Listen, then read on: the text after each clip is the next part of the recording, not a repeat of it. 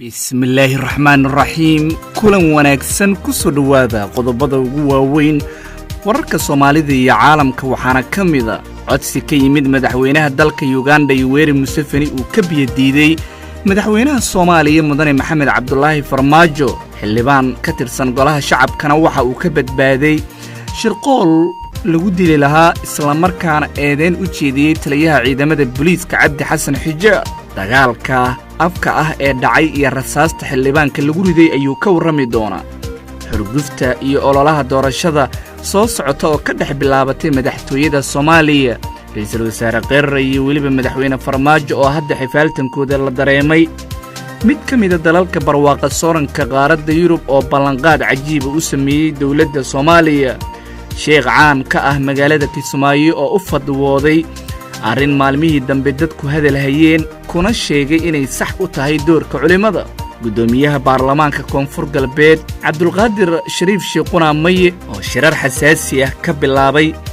muddooyinkii dambe Muqdisho dibna ugu laabtay saacada ka hor magaalada Baydhabo qarax ka dhacay dalka Kenya waxa sheegtay mas'uuliyadiisa ururka Al-Shabaab qodobka dibadda hadduu Ilaahay raalli ka noqdo ee daawan doontaanna waxa uu yahay dawladda Zimbabwe oo sheegtay in 200 oo maroodi ah ay ku dhinteen abaartii ku dhufatay qaybo ka mid ah dalkaasi u diyaar garooba qodobadaas oo faahfaahsan wararka Soomaalida iyo caalamka goordhow insha Allah waxaana nagala socotaan shabakada wararka maanta waa Arbaco taariikhda ay ku beegan tahay 13 bisha 11 ee November sanada 2019 warkii oo fidsan sida ila lagu kala soo yahay ay u sheegeen shabakada wararka maanta madaxweynaha jamhuuriyadda federaalka ee Soomaaliya Mudane Maxamed Cabdullaahi Farmaajo ayaa dhigiisa dalka Uganda Yoweri Museveni waxa ay kulan gaar ah ku yeesheen magaalada Nairobi ee caasimadda waddanka Kenya labada mas'uul waxay ka wada arrinsadeen xiriirka ka dhaxeeya wadamada Uganda iyo waliba Soomaaliya danaha ay wadaagaan gobolka iyo arrimo ay ka mid yihiin iskaashiga labada wadan oo sare loo qaado madaxtooyada Soomaaliya ayaa war kooban ay ka faafisay kulankaas waxa ay ku sheegtay in miradhal uu ahaa waxyaabaha la isku afgartay labada madaxweyne kulankooda inta uu socday shabakada wararka maanta ayaa ogaatay in kulankaas lagu soo hadal qaaday arrimo dhowr waxaana madaxweynaha Uganda Yoweri Museveni uu codsi u gudbiyay madaxweynaha Soomaaliya Maxamed Cabdullaahi Farmaajo waana uu ka diiday dalabkaas waxaana uu ku qotamay codsiga inay Soomaaliya ka tanaasusho tartanka ay ugu jirto kursiga gudoomiyaha urur goboleedka IGAD ee hadda ay wada raadinayaan wadamo dhowra Uganda Soomaaliya Djibouti iyo Kenya ayaa wada doonayay xilkaas si lamid ah waxa Soomaaliya ay doonaysaa xilka xogayaha fulinta IGAD walow jagadaas ay Itoobiya qaadatay haddana lama ansixin si kastaba waxa aad laga dhursugayaa kulanka guud ee hogaamiyaasha ururkaas ay ku yeeshaan magaalada Nairobi maalmaha soo socday dalka Kenya waxaana la saadaalin karin natiijada soo bixi doonta dawladda federaalka ee Soomaaliya ayaana hadda awood ballaaran isticmaalaysa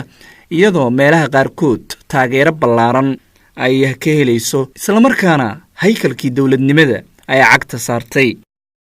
qaybaha hore ayaa daawanaysaan shabakada wararka maanta ururka Al-Shabaab ayaa sheegtay mas'uuliyadda weerar qarax loo adeegsaday oo ka dhacay gudaha dalka Kenya shabaab waxay sheegeen in hujuumkaas lagu beegsaday ciidamo Kenyaana xilli ay ku sugnaayeen duleedka degmada Wajeer ee gobolka waqooyi bari dalka Kenya gaadiidka gaashaaman ee ciidamada Kenya ayaana la sheegay in midkood uu qarax haleelay Al-Shabaab ayaa waxa ay sheegeen in qaraxaas ay dhimasho dhaawac ka soo gaareen ciidamadii la beegsaday waxaana ay ku faaneen in askartii la socotay mid ka mid ah gaadiidka qafilan ee ciidamada uu ku basbeeliyay qaraxa dhimasho iyo dhaawacna ay ka soo gaareen inkastoo si rasmi ah aysan tiro ahaan u sheegin shabaabka qasaaraha qaraxaasi uu geystay dhinaca kale waxa ilaa hadda aan war ka soo bixin taliska ciidamada KDF-ta ee dalka Kenya oo ay kaga waramayaan qaraxaasi ka dhacay gudaha dalka Kenya waa hagaag xildhibaan Cabdilfataax Ismaaciil Daahir oo ka mid ah golaha shacabka baarlamaanka Soomaaliya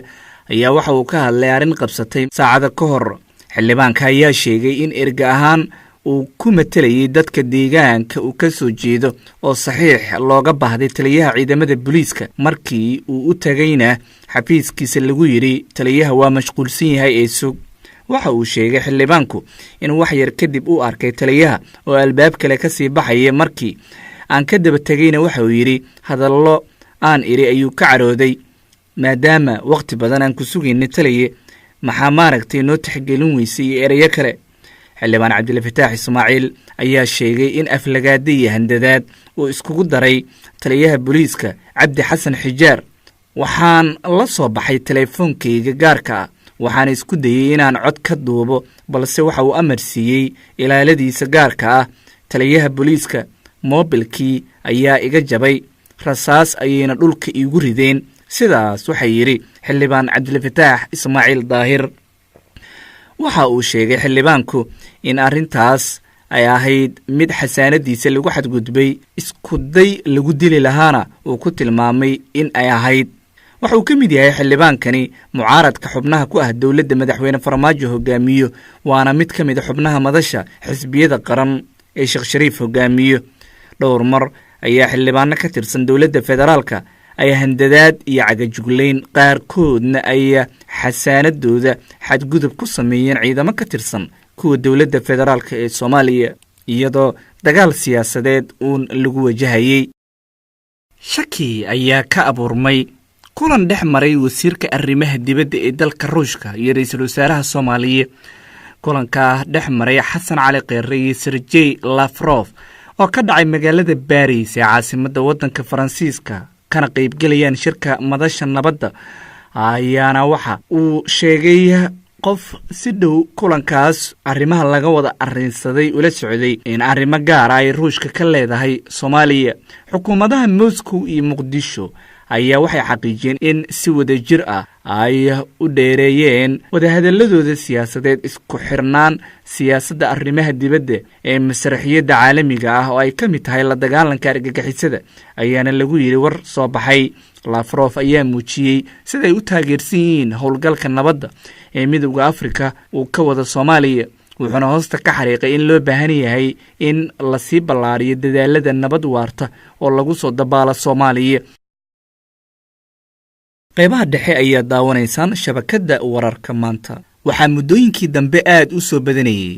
culimaadudiinka soomaaliyeed qaarkood ee arrimaha siyaasadda falgalka ku sameeyey kana hadlayey. taas waxay dad badan ku sheegeen inay tahay mid qaldan, waayo culimmada waxaa looga baahan yahay inay xaqa iyo baadilka dadka u kala saaraan. sheekh axmed sheekh cali oo ka mid a culimaadudiinka sida weyn looga yaqaano magaalada kismaayo ee caasimadda dowlad goboleedka jubbaland ayaa ku dhawaaqay una fadwooday in siyaasadda ay muhiim tahay in culammada ay ku dhex milmaan. si qaldan in loo fasira ayuu ku sheegay siyaasadda, balse ay xitaa xilligii geeridii rasuulka calayhi salaatu wasalaam ay siyaasadda ahayd mid muhiim loo arkayey oo khulafaa uraashidiinku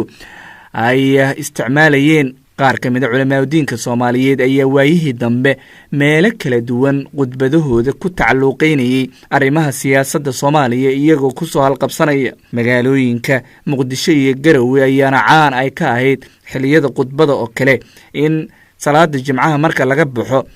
in lagaga hadlo oo dadweynuhuna ay aad u dhegaystaan xaalka siyaasadda iyo weliba sida culimmada ay kaga warramayaan. dhowaanna waxaa jirtay in amar ka soo baxay maamulka puntland looga digay culimaadudiinku in ay arrimaha siyaasadda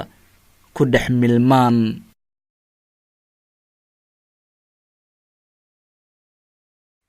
dowladda switzerland oo ka mida kuwa barwaaqa sooranka qaaradda yurub ayaa waxa ay ballanqaad cajiiba u samaysay dowladda federaalka ee soomaaliya. wasiirka maaliyadda soomaaliya cabdiraxmaan ducaale bayle ayaa kulan gaara la qaatay wafdi ka socday dowladda switzerland iyo weliba xubnaha bangiga adduunka, kuwaas oo yimid magaalada muqdisho. wasiirka ayaa sheegay inay ku faraxsan yihiin in mas-uuliyiin ka socda dowladda switzerland ay ku soo dhoweeyaan caasimadda muqdisho, ayna waddankaas garab taagan yihiin shacabka iyo dowladda soomaaliyeed. si gaara ayay sharaf iigu tahay anigu in wasaaradda maaliyadda aan ku soo dhoweeyo wafdi ka socda switzerland iyo bangiga adduunka. ku darso bangiga adduunka waxaa jirta in waayahan dambe uu aad inoola shaqaynayey oo arrimaha deen cafinta ayuu yidhi wasiir bayle, waxaana wasiirka maaliyadda ee Soomaaliya sidoo kale uu ku tilmaamay arrintan dib u habeynta iyo hufnaanta maaliyadeed ee dalka ay horseeday taas oo wadamada caalamku ay si dhow u garab istaagayaan Soomaaliyada cusub. waa hagaag qaybaha dambe ayaan isla soo gaarnay shabakada wararka maanta ayaa daawanaysan. markana madaxtooyada Soomaaliya aanu eegno.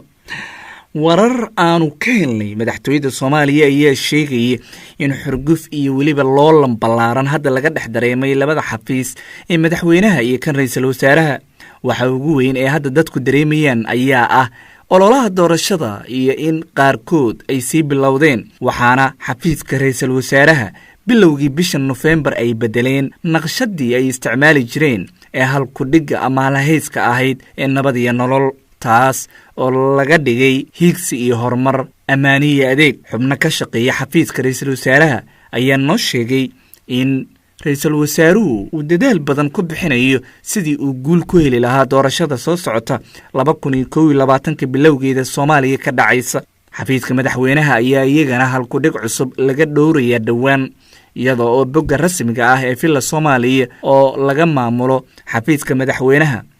la filayo toddobaadyada soo aadan in halku dhiga nabad iyo nolol in iyaga uu gaar u noqon doono iyo mid cusub inay la yimaadaan. qodobka dibadda intaanu aadin aan ka hormariyay markan. gudoomiyaha baarlamaanka maamulka koonfur galbeed Soomaaliya Cabdulqaadir Shariif Sheekh Quraamay ayaa maalmihii dambe waxa uu ku sugnaa magaalada Muqdisho isagoo kulamo gaargaara ka waday caasimadda. waxaa la sheegay in Cabdulqaadir Shariif uu doonayo sidii uu mar kale kursiga dib ugu soo laaban lahaa oo dhawaan la filayay in doorasho ay ka dhacdo wakiilada baarlamaanka deegaanka ay ku dooranayaan. 2 bil ka hor waxaa jirtay in la qorsheeyey kala dirid lagu sameeyo baarlamaanka koonfur galbeed, hase ahaatee waqtiga ayaa la sheegay inay wax kaga dhimanayeen, waana mid keentay in xildhibaanada ay sii shaqeeyaan. markana qodobka dibadda ayaanu eegin.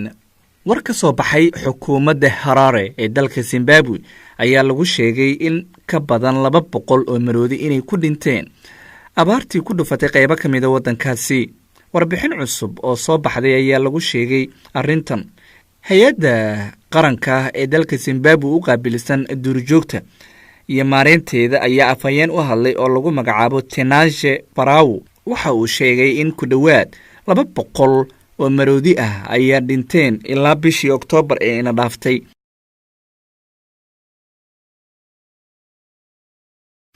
gudaana daawadayaal intaasan ku soo gabagabeynayna wararkii ugu dambeeyay Soomaaliya iyo caalamka. waxaad ka daawanayseen shabakada wararka maanta. intaanu wararkan oo kale dib isku arki doono. nabadgelyo.